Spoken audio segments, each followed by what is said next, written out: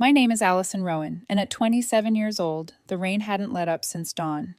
By the time we stepped out of St. Matthew's Church, the gray Charleston sky felt like it had settled into my bones.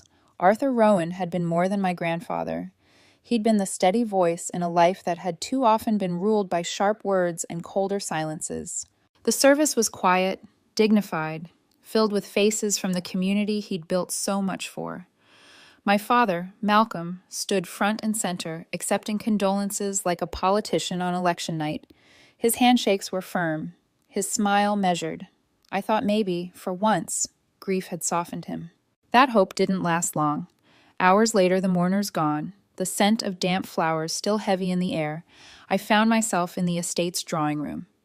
I was sipping lukewarm coffee, staring at the old oak mantel where Arthur used to rest his arm when telling me one of his stories. Malcolm walked in, his expression stripped of the polite mask he'd worn all day.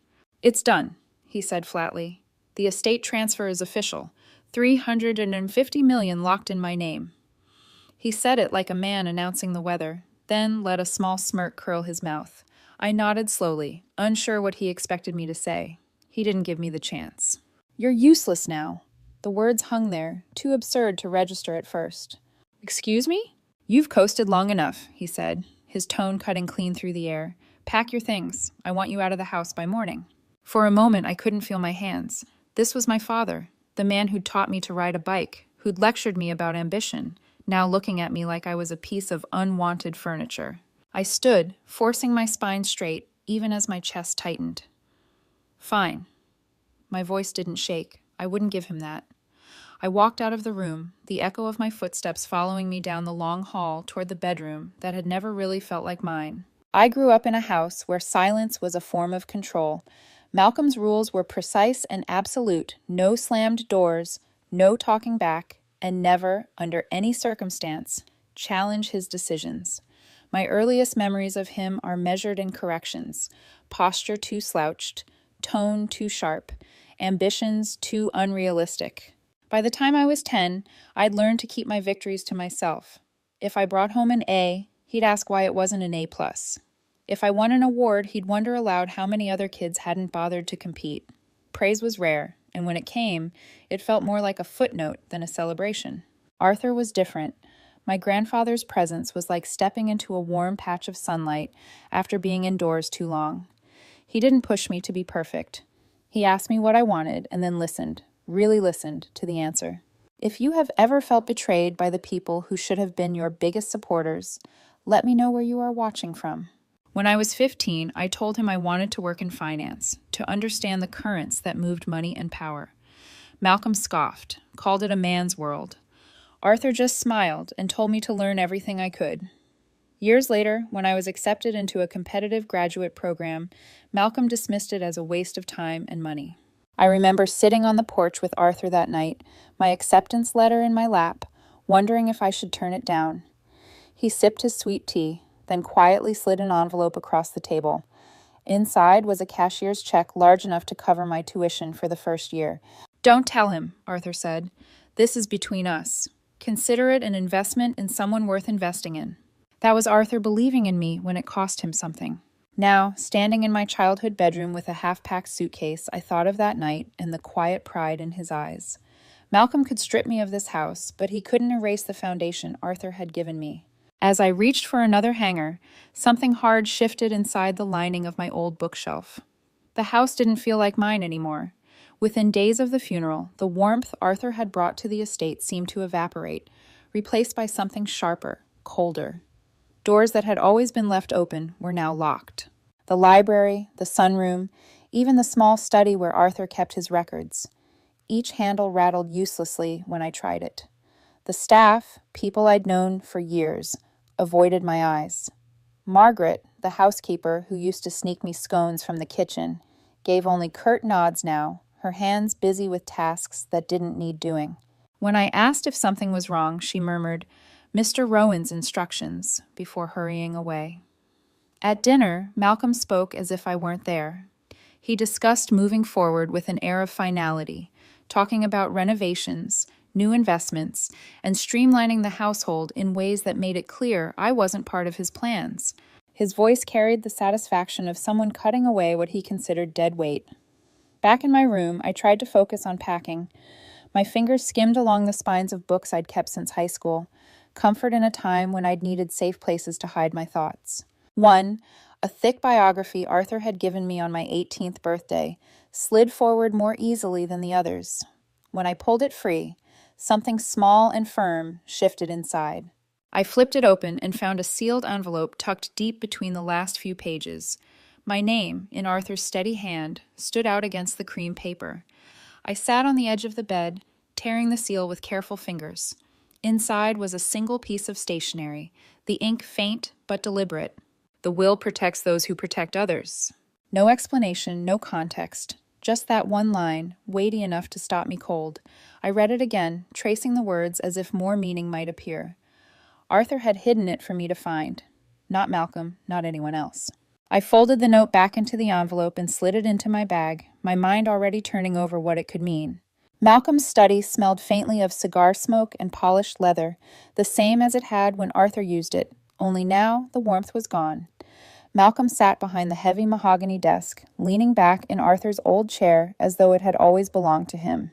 A crystal tumbler of bourbon rested at his elbow, half full, catching the light from the desk lamp. "Sit," he said, not looking up from the papers in front of him. I didn't move until he finally raised his eyes, a faint smirk tugging at the corner of his mouth. "I suppose you've heard," he began, as though the whole city wasn't already buzzing. 350 million, all mine." Arthur was generous. His voice carried no trace of grief, only the satisfaction of someone who'd just won a game they'd stacked in their favor. I stayed quiet, letting him fill the air. "You've had a long, comfortable stay here, Allison," he continued, his tone shifting to something colder. "But you're not a child anymore. You're a financial burden, and frankly, you've been coasting." He said it like a verdict, not an opinion. I almost laughed. I'd been working since I was 16, paying my own way through most of grad school thanks to Arthur. Not him. But arguing now would be like shouting into the wind. "I want you out by morning," he said, leaning forward. Elbows on the desk, no drama, no drawn-out goodbyes. "This is my house now, and I decide who belongs here." His gaze lingered on me, waiting for the crack, the flinch, the desperate protest. I felt the weight of Arthur's note in my pocket, the words burning against my leg. "The will protects those who protect others." I straightened my shoulders. Fine. No tremor in my voice, no hesitation. I rose, turned, and walked out without another word. Upstairs, I finished packing the last of my clothes into the worn leather suitcase Arthur had given me years ago. The envelope stayed in my coat pocket, as if moving it might weaken whatever strength it had given me in that room. By the time the grandfather clock in the hall chimed 9, my bags were by the door. I didn't look back when I stepped outside into the cool Charleston night. By the next afternoon, I was hauling my suitcase up the narrow staircase of a brick walk-up in downtown Charleston. The apartment was barely big enough for me to stretch my arms without touching both walls, but it was mine. No locked doors, no eyes watching to see if I measured up. I'd sold a few pieces of jewelry Malcolm had given me over the years, gifts more for show than sentiment. The cash wasn't much, but it was enough to cover the deposit and my first month's rent. My job as a financial analyst let me work remotely, so I set up my laptop on the little kitchen table and kept my hours steady, forcing normalcy into the chaos. Still, at night, I'd catch myself pulling the envelope from my coat pocket, rereading Arthur's words. "The will protects those who protect others." It didn't sound like something he'd say casually, and it certainly didn't sound like a message meant for Malcolm. I started digging quietly. Public records, probate filings, even old news articles about estates with unusual clauses. Most of it was noise, but every so often I'd find something that made my pulse jump. Trusts that released funds only under specific conditions, wills tied to joint ventures or community projects. Arthur had been meticulous in everything he did. It was possible, maybe even likely, that his will carried the same precision. 3 days after I moved in, my phone lit up with an unfamiliar number. I almost let it go to voicemail, but something made me swipe to answer. Allison Rowan. The voice was crisp, professional, with an undercurrent of dry amusement. "Yes, this is Evelyn Cole. I was your grandfather's attorney." A pause, deliberate. "We should talk about his will. It's unusual." There was a flicker of satisfaction in her tone, like she was holding back from saying more until we were face to face. I sat up straighter. "How unusual?" She gave a short, knowing laugh. Let's just say your father's week is about to get a lot more complicated. Can you come to my office tomorrow? I glanced at the envelope on the table, my mind already racing ahead. Evelyn Cole's office was nothing like I expected. No polished mahogany or antique rugs, just clean lines, muted colors, and a wall of neatly labeled files. She gestured for me to sit across from her desk, then folded her hands, studying me with the kind of look that says she already knows more than she's letting on. "I've been waiting for you to call," she began. "Your grandfather anticipated certain dynamics in this family." I arched a brow, meaning my father. "Meaning exactly your father," she said, pulling a thick binder toward her. "Arthur placed his estate, everything, in a trust. Malcolm cannot access a cent of the $350 million unless specific conditions are met." I leaned forward, pulse quickening. "What conditions?" Her lips curved slightly, like she'd been waiting for that question. "He must complete a community redevelopment project that meets city approval and Arthur's philanthropic standards, and he must do it with you as co-executive, equal authority, equal signature rights." I sat back, trying to process. "You're saying he can't do it without me?" "Correct. There's more," she continued. "During the 12 months it takes to complete the project, there can be no lawsuits between you and Malcolm, no public estrangement, and no formal withdrawal from the arrangement by either party. Any violation, and the trust dissolves, and the money—" Evelyn flipped to the final page of the clause. "Half would go to the charities Arthur named, the other half directly to you." For a moment, all I could hear was the faint hum of the air conditioner. I thought about Malcolm in his study, smug and certain he'd already won. I thought about him telling me I was useless. "Arthur really planned this," I murmured. "He wanted to ensure the person he trusted most was in a position to protect his legacy," Evelyn said, "and that person wasn't your father." I traced my fingers along the edge of the desk, a slow, deliberate motion. "When does Malcolm find out?" Evelyn's smile widened just slightly. "He already has." I felt the shift in my chest, anticipation, steady and cold. "Then I suppose I should be expecting a knock at my door." It didn't take long. Less than 24 hours after leaving Evelyn's office, there was a sharp knock on my apartment door. When I opened it, Malcolm stood there, expensively dressed, but the edges frayed. His face was pale, a faint sheen of sweat along his hairline. "Callista," he said, forcing a smile. "Thought we should talk, family to family." I stepped aside without a word, letting him into the cramped living room. He glanced around, eyes lingering on the second-hand furniture like it was a personal insult. "The bank tells me there's been a misunderstanding," he began, settling onto the sofa. "Funds are tied up in some sort of trust. Ridiculous red tape." His tone was light, but I could hear the strain under it. "It's not a misunderstanding," I said. "It's the will." He waved a dismissive hand. "Your grandfather was sentimental. I'm sure we can work around it." He leaned forward, softening his voice. "You and I. Blood is blood. We've had our differences, but we can come together now. Make this work for both of us." Arthur's words flickered in my mind. "Don't react. Negotiate." "What exactly are you proposing?" I asked evenly. "That you sign whatever is needed so I can move forward. You'll get something, of course." I held his gaze. "That's not how it's written." His smile thinned. "Allison, I'm offering you a way to make this painless. You think you can run a multi-million-dollar project without me? You'll sink us both." The threat was there, coiled under the words, but I didn't flinch. "If you want the money," I said, "you'll follow the terms, all of them." A muscle in his jaw twitched.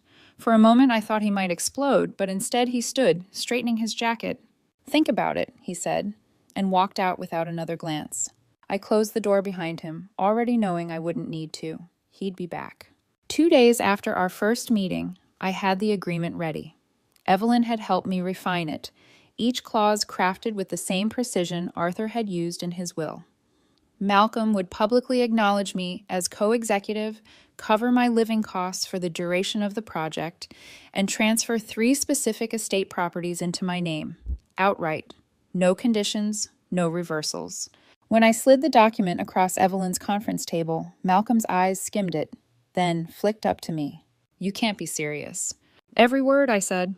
He leaned back, crossing his arms. "I'm not signing this. You're extorting me." I didn't blink.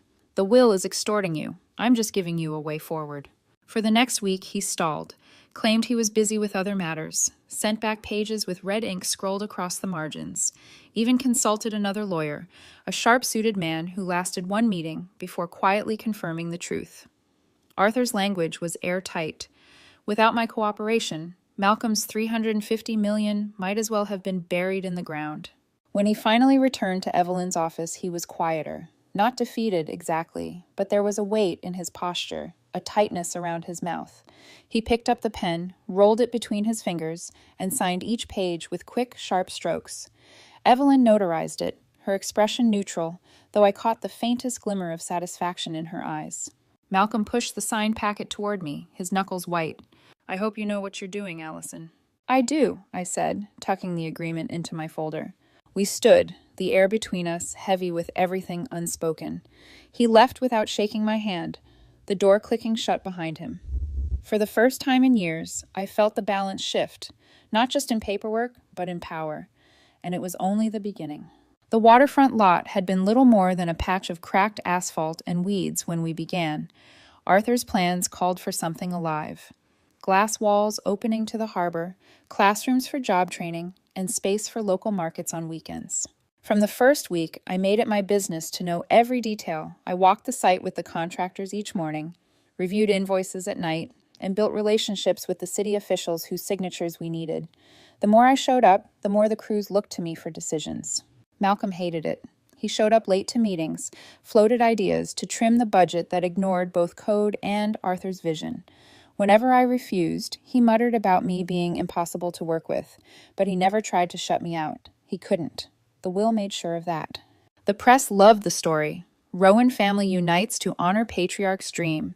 They photographed us side by side, smiling for the cameras. In the glossy spreads, we looked like a team. Behind those smiles, every conversation was a negotiation. By month 11, the center's steel frame was complete, glass panels catching the morning sun. Malcolm stood with me on the balcony overlooking the water, watching crews set the final supports. "You've handled yourself better than I expected," he said.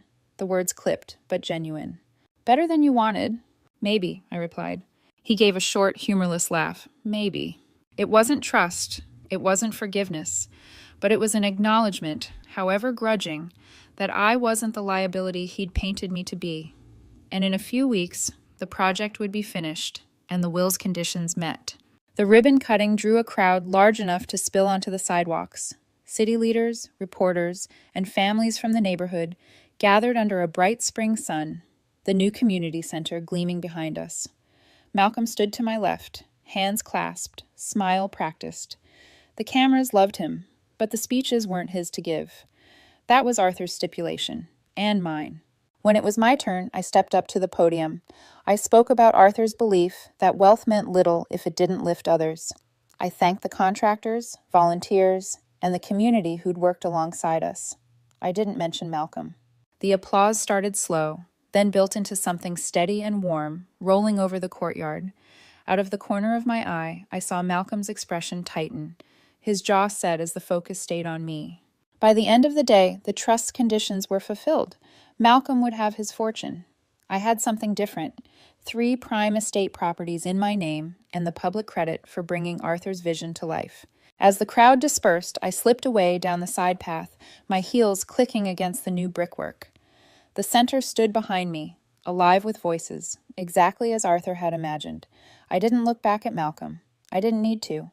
I'd taken the part of my family's legacy worth keeping and left the rest in the past. The center stood behind me, alive with voices, exactly as Arthur had imagined. I didn't look back at Malcolm. I didn't need to. I'd taken the part of my family's legacy worth keeping and left the rest in the past. But endings are never that clean. Within a month, the center had become a hub of activity. Local businesses rented space for weekend markets. Job seekers filled classrooms during the week. Families spilled across the plaza in the evenings. Reporters kept calling, asking for quotes, for photos, for sound bites. They wanted to know what was next for the Rowan family. Malcolm basked in the attention, giving interviews where he painted himself as the architect of Arthur's dream. I let him. The cameras could have him. What mattered was that the contracts had my name beside his. Every ribbon, every shovel of dirt tied us together legally. And the documents Evelyn had crafted left no doubt about my ownership of the estate properties. For the first time in my life, I wasn't surviving under Malcolm's shadow. I was standing outside it, building something of my own. Still, the weight of Arthur's note stayed with me. The will protects those who protect others. It echoed in quiet moments when the plaza was empty and the center's lights glowed against the harbor. Evelyn called me one afternoon, her voice steady as always. Arthur's trust is officially closed. The conditions met, the distributions complete. Your father has his $350 million. You have your properties. That's it? I asked. That's it, she confirmed, though I thought I heard a faint smile in her tone. Arthur would be proud. I wanted to believe that. I wanted to think I'd honored him, not just his money. Weeks passed, and life settled into a new rhythm. I furnished my apartment with care, not extravagance. I kept walking the center's halls, meeting with the people who used it, listening to their stories. The project was finished, but Arthur's legacy felt alive every time someone thanked me. Every time a child's laughter echoed through the glass atrium. Malcolm rarely spoke to me directly. When he did, it was clipped, businesslike, focused on maintenance contracts or financial reports. The warmth Arthur had embodied never touched him, and I had stopped expecting it to. But one evening, as I locked my office at the center, I found him standing in the plaza. His suit immaculate, his expression unreadable. "You've made yourself indispensable," he said. "I made myself necessary," I corrected. His jaw tightened. "Arthur's trust is finished. We're no longer bound." "I know." He studied me for a long moment. "And yet, people look to you, not me." I didn't respond. The truth was written in the smiles of the families walking past, in the way volunteers waved at me, not him. He exhaled slowly, almost a sigh. "Enjoy it while it lasts." Then he turned and walked away. I watched him go, feeling neither triumph nor sorrow, just a quiet certainty that Arthur had been right. The will had protected me because I'd chosen to protect something bigger than myself. Months later, I stood on the balcony of one of the estate properties now legally mine. The ocean stretched out in front of me, the horizon endless and steady. The house behind me was quiet, but it was mine. Not a gift from Malcolm, not a loan, not a temporary reprieve. Mine. Arthur's photo sat on the mantel, the same warm smile I'd known all my life captured forever. "I kept my promise," I whispered. The wind carried the words out to sea. And for the first time since that gray morning at St. Matthew's Church, I felt the weight in my chest ease, replaced by something lighter, something like freedom.